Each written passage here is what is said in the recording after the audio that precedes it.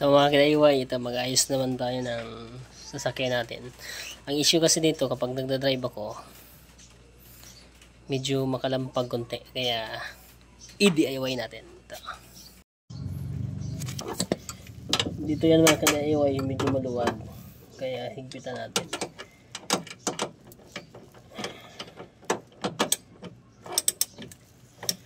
Oh, ito, ayan, maluwag yan. Kaya kailangan natin higpit siya.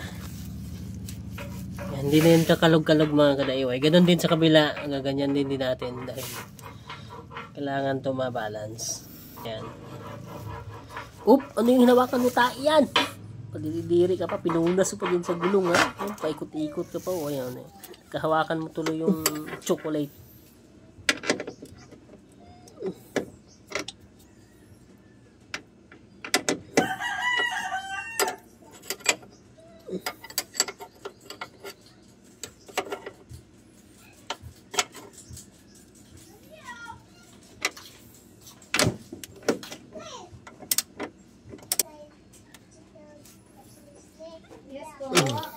Okay na mga ka-DIY.